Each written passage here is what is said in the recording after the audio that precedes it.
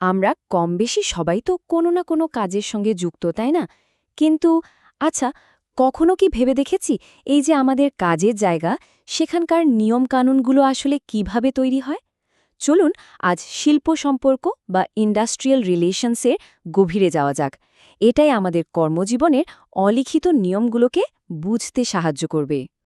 কাজের জায়গা মানেই কি মালিক আর শ্রমিকের মধ্যে একটা সারা জীবনের লড়াই? প্রায়ই তো আমাদের এমনটা মনে হয়। একদিকে থাকে লাভ বাড়ানোর টার্গেট, আর অন্যদিকে থাকে ন্যায্য বেতন আর সুযোগ সুবিধার দাবি। শিল্প সম্পর্ক ঠিক এই দুটো দিকের মধ্যে একটা ব্যালেন্স আনার চেষ্টা করে। তো এই যে এত কথা বলছি শিল্প সম্পর্ক নিয়ে, জিনিসটা আসলে কি? চলুন বিষয়টা আর একটু সহজ করে বোঝা যাক। সোজা কথায়, কাজের জায়গায় এই যে এত জটিল সম্পর্ক, সেগুলোকে একটা নিয়মের মধ্যে ফেলে বোঝা এবং চালানোর যে বিজ্ঞান, সেটাই হলো শিল্প সম্পর্ক। আরও সহজ করে বললে, শিল্প সম্পর্ক হলো কাজের জায়গায় মালিক, শ্রমিক আর সরকারের মধ্যে একটা ভালো সম্পর্ক বজায় রাখার চেষ্টা। এর আসল লক্ষ্য হলো এমন একটা পরিবেশ তৈরি করা যেখানে কোনো ঝামেলা ছাড়াই উৎপাদন চলতে থাকে আর সবাই মিলেমিশে কাজ করতে পারে।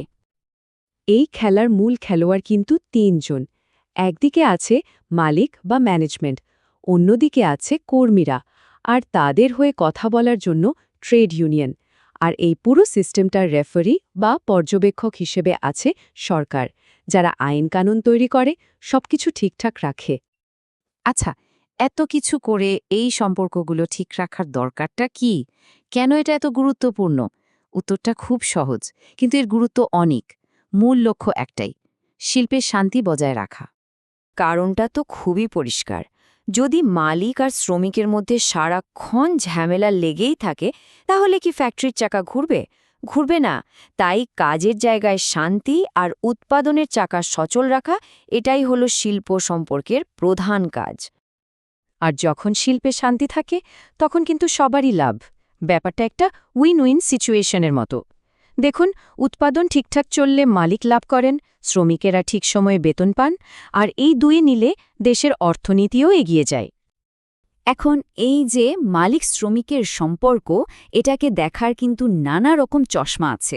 মানে বিশেষজ্ঞরা এটাকে বিভিন্ন দৃষ্টিকোণ থেকে ব্যাখ্যা করেছেন।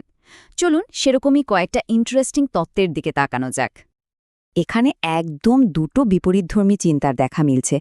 একদিকে আছে মার্ক্সীয় মডেল, যা মনে করে মালিক আর শ্রমিকের লড়াইটা অনিবার্য, এটা চলতেই থাকবে। আর ঠিক তার উল্টো দিকে আছে সোশ্যাল পার্টনারশিপ মডেল, যা বলছে আরে না, ঝগড়াঝাটি না করে একসাথে বসে আলোচনার মাধ্যমে তো এগোনো যায়। মার্ক্সীয় তত্ত্বটা একটু গভীরে গিয়ে বলে যে আসল সমস্যাটা হলো এলিয়েনেশন বা বিচ্ছিন্নতা। মানে একজন শ্রমিক যে জিনিসটা নিজের হাতে বানাচ্ছে, সেটার উপর তার কোনো অধিকারই থাকছে না। আর এই অনুভূতি থেকেই জন্ম নেয় ক্ষোভ, যা কাজের জায়গাকে একটা যুদ্ধক্ষেত্রের মতো বানিয়ে ফেলে। আর অন্য মডেলটা ঠিক এর উল্টো কথা বলছে।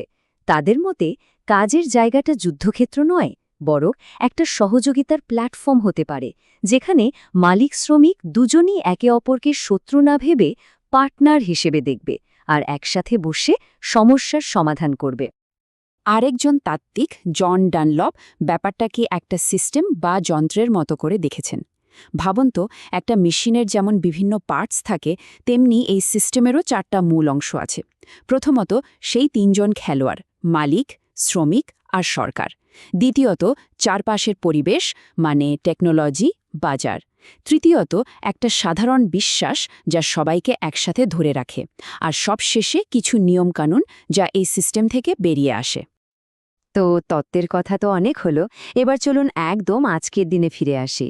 এখনকার সময়ে কর্মক্ষেত্রের চ্যালেঞ্জগুলো কিন্তু একদম অন্যরকম আর বেশ জটিলও বটে। যেমন ধরুন গ্লোবালাইজেশন বা বিশ্বায়ন। এখন তো বড় বড় কোম্পানিগুলো খুব সহজে এক দেশ থেকে আরেক দেশে তাদের ফ্যাক্টরি নিয়ে যেতে পারে। এর ফলে কি হচ্ছে?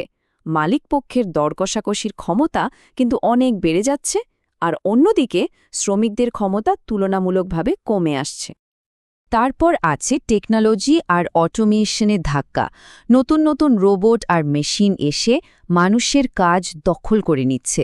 ফলে চাকরি হারানোর ভয়টা এখন আগের চেয়ে অনেক বেশি সত্যি, আর কাজের ধরনও খুব দ্রুত বদলে যাচ্ছে।